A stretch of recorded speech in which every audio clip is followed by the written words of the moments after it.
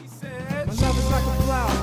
I'm trying to get you over. You like love sour, then you should come try my poison.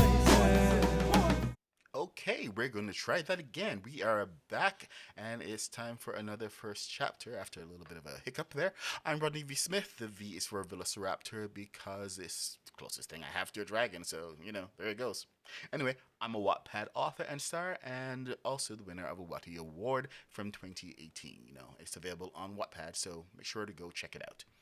Now, for Black History Month in Canada and US, Wattpad has compiled a list of books to feature and to celebrate Black stories, Black writers. I'm using that list as well as some of my own selections to bring these stories into focus. What's the best way to do that, I hear you asking? Well, that's by reading the first chapter of each book. Just so you guys can get the idea of what each of these books is about. And, the words, pretty much whatever is written there, it really speaks for itself. Tonight's book, I actually own the book. I've met the author. You can get it in paperback. You can just go to your local bookstore or easily available on Amazon. It's by Nandi Taylor and it's called Given. I forgot to ask if it's her debut novel, but it's out on Wattpad. She's a fantastic sci-fi and fantasy writer, and this one absolutely has to be featured. So, I guess I'm just going to go right into the novel at this point. The links are in the description so that you can check out Nandi's work. So let's go give it a read. And I suppose this is where we start the section about the synopsis. Yenni has... Okay, so this is the Wattpad Books edition. Bound by fate, divided by duty. Yenni has never been this far from home. With only her wits, her strength, and her sacred runelore, the faced Yirba warrior princess is alone in the Empire of Cresh. It is a land filled with strange magics and even stranger people, all of whom mistrust anyone who's different. But Yenni will prove herself and find the cure for her father's wasting illness. She will not fail. No one warned her about the dragons, especially not about him. Yet there is something powerful and compelling about the violet black dragon known as Weysh. In human form, he's muscular, beautiful, and completely infuriating. What kind of arrogant creature claims a stranger as his given, as his destined mate? Yenni is no man's or dragon's plaything. But other magics must be at work here, because Weysh might just be her best hope at finding the answer she seeks. Only now Yenni can't tell if she's fighting an attraction to a dragon or fighting fate itself. Now, just give me a second. I got to get this thing back up and running. A little bit of a minor hiccup. Ah! Oh my gosh, the perils of a live broadcast. Okay, so I think we're ready for this. We're going to go into... nope. Didn't want to show that. Forget you saw that one. Okay. So, this is chapter 2. Oops. I've been reading ahead. I'm sorry. I'm actually supposed to be reading this for the very first time, but I've read this book before. Anyway, chapter 1 of Given. Chapter 1 of Given by Nandi Taylor.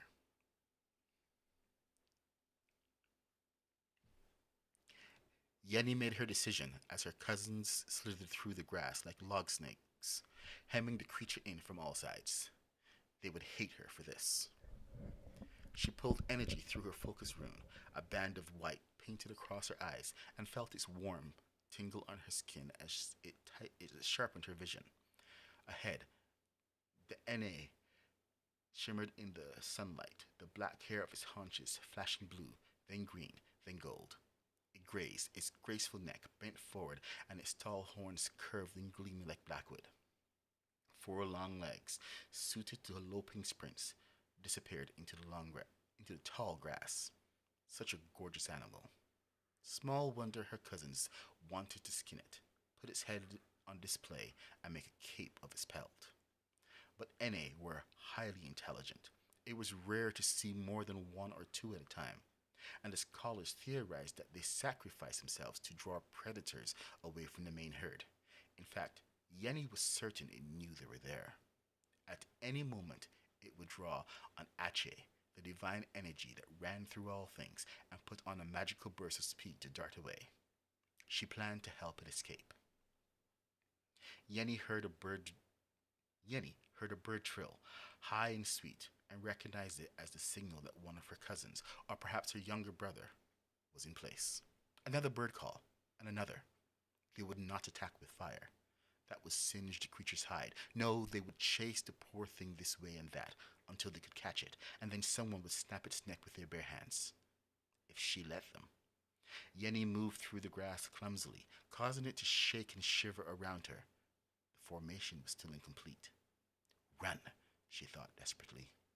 As if it had heard her, the creature took off, its legs glowing with ache as it galloped through the tall grass. Yenni flared the speed runes on her thighs and calves, relishing the familiar warmth of energy coursing through her, and shot after it. Two of her cousins jumped up out of the grass. Where? Where? They shouted, waving their arms. The Ene zipped right, where her younger brother, Jumi, kept pace, his runes blazing blue-white on his dark legs. He dove, arms wide to tackle the Ene, and it slipped free and left him tumbling. Yenni grinned, until she realized the creature now ran right at her.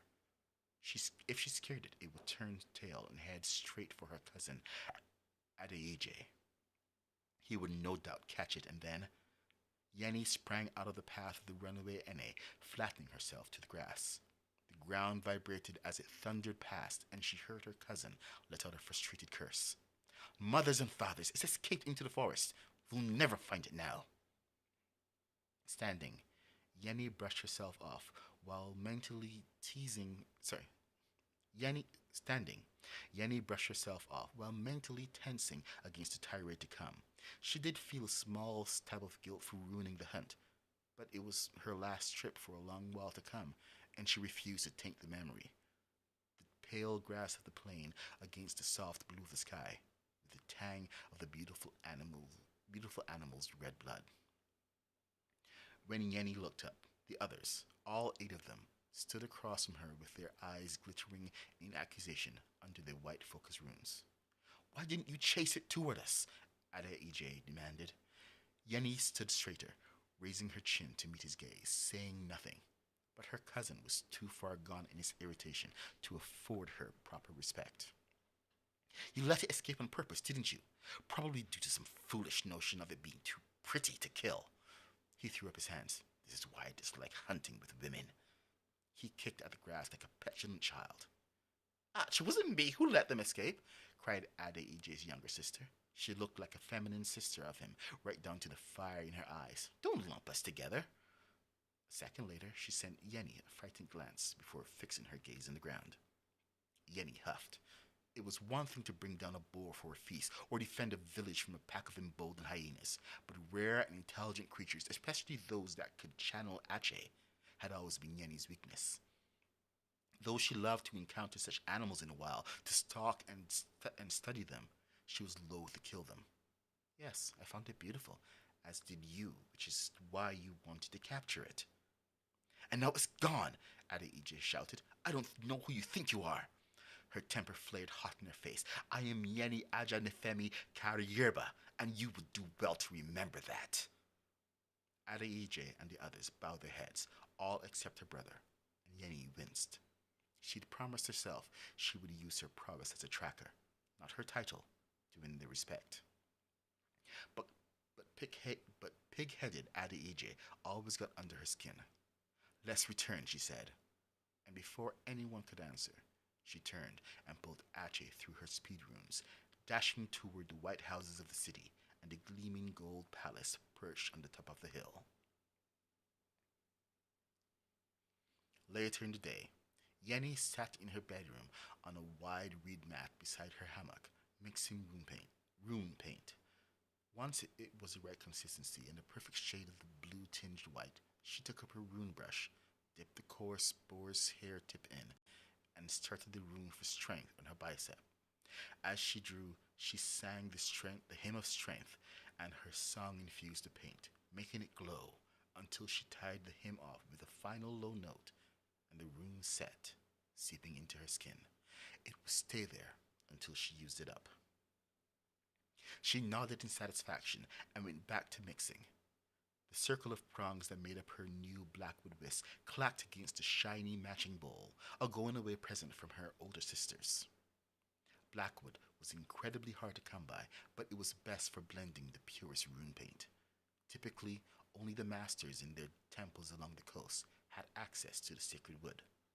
How her sisters had come by the set, she had no idea, but the two of them were bright-eyed, sweet-voiced, and charming, and tended to get their way more often than not. Yenni had not persuaded... sorry. Yenni had not inherited the same powers of persuasion, but she had been able to sway her parents on the thing that mattered most. Tomorrow, she would leave for the Empire of Cresh. 3 sharp raps sounded on her door. It had to be a servant, or her brother Dio. He was the only member of her family who waited to be invited in. "Enter," she called, and frowned at the chalky paint on her fingertips. So, sure enough, her oldest brother strode into the room, dressed as always in a long, regal caftan tied around the middle with a thick golden sash, his gold prince's cape over one shoulder. She couldn't understand why he insisted on such formal attire at all times, and in this heat. Yenni preferred her hunting clothes, a simple shift tied over one shoulder, or perhaps a half shirt and skirt, and her hide sandals. "How go your preparations, Gabby?" he said, using the informal address for a younger sister. She smiled and embraced him.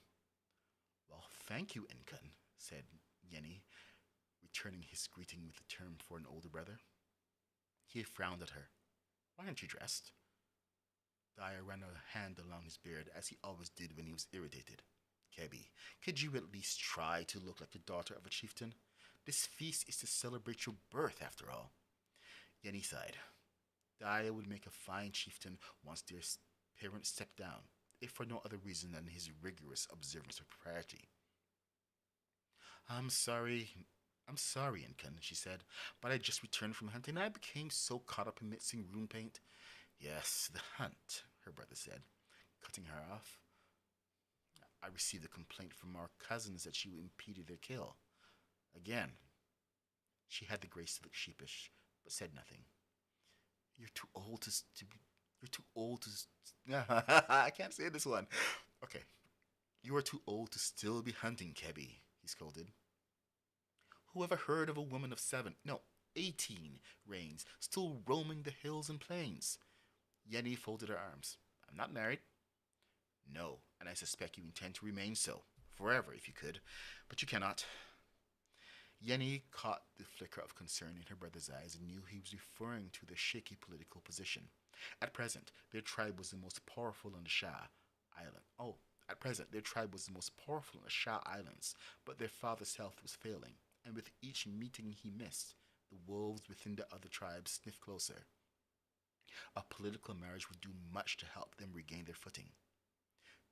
"You have a duty to strengthen the tribe, Yenni.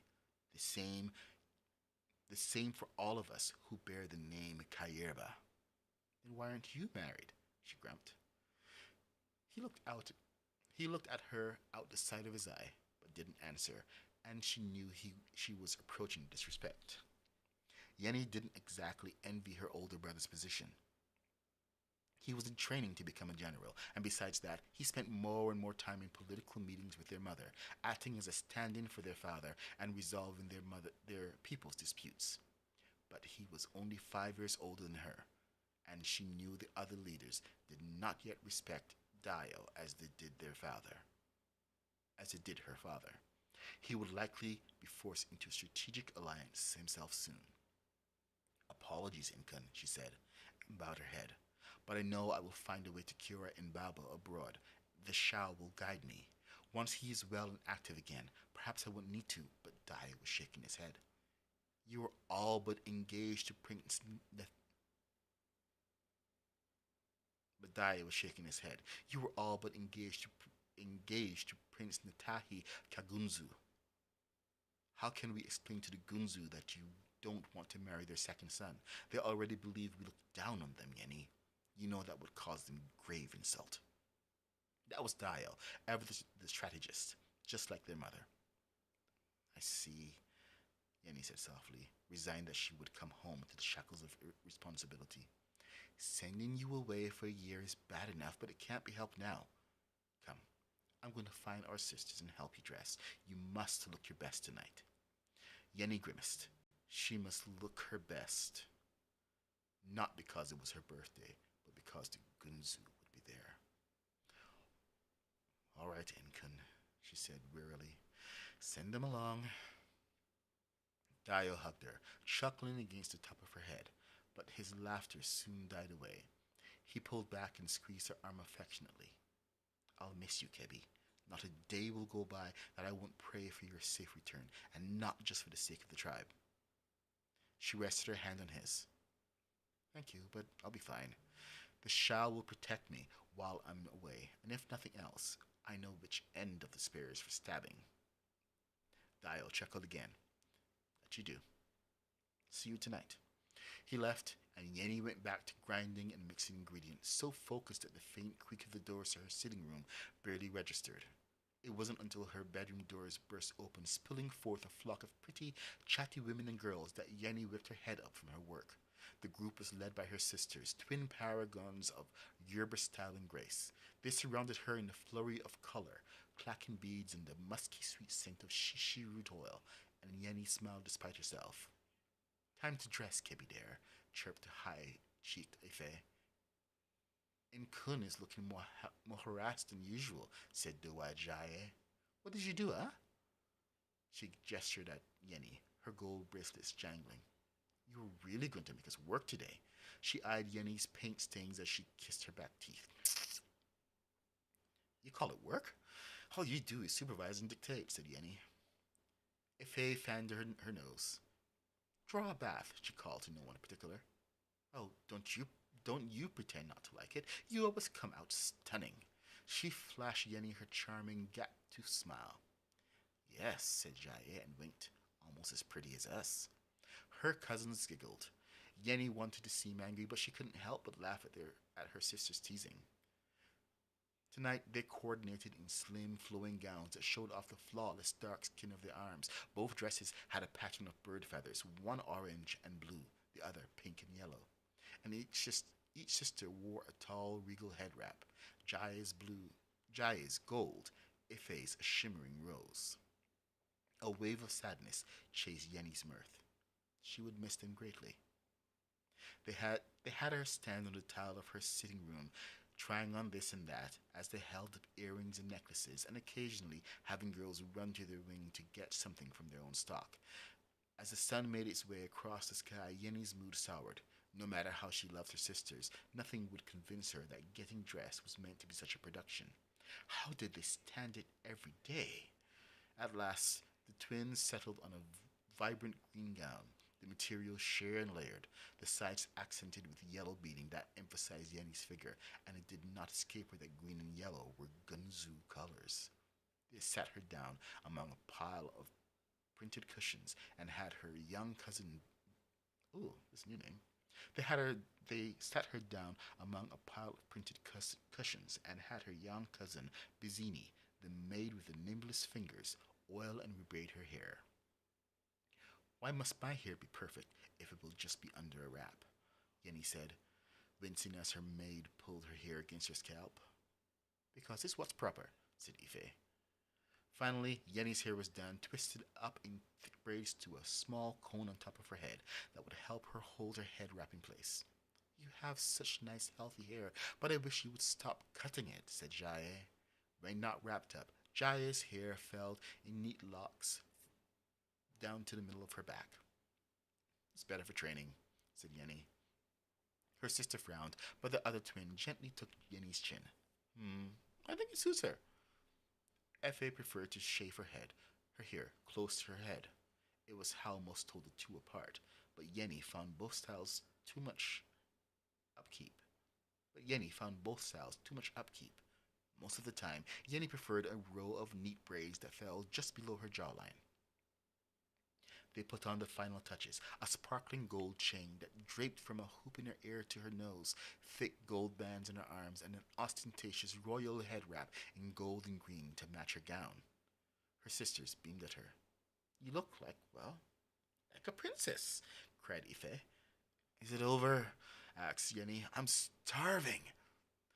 "I suppose this will have to do," Jaya teased, then clapped her hands. "All right, everyone, let's give them an entrance to talk about." Okay. End it right there.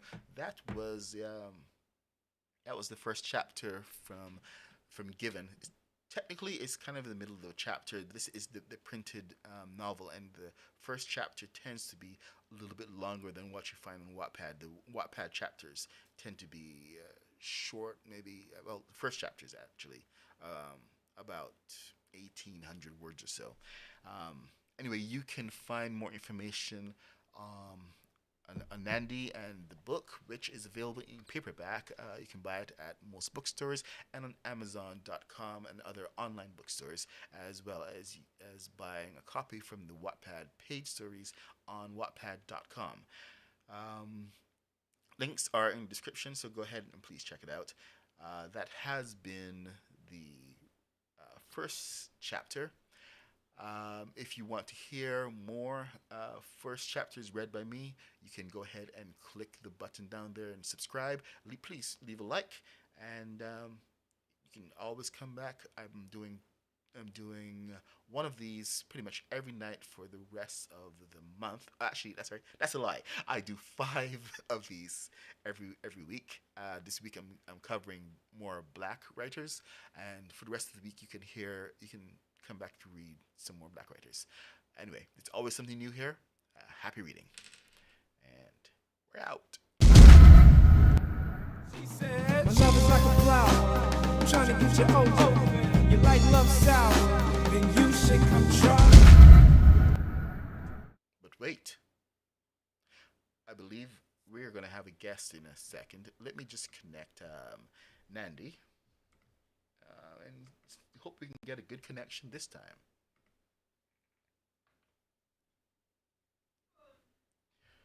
Let's see. Oh, she's not there. Nandi, are you going to join me? Nandi Taylor, calling Nandi Taylor.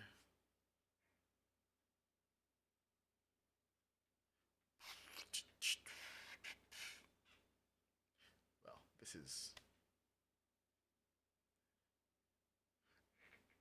Okay, there might be a little bit of a disconnect here, so tell you what, check. You can always check back later and see if we managed to connect with Nandi, or you can always see her interview tomorrow morning. So this is it for tonight's first chapter. Good night. I mean it this time. She said, "My love is like a flower. I'm trying to get you over. You like love sour, then you should come try my boy."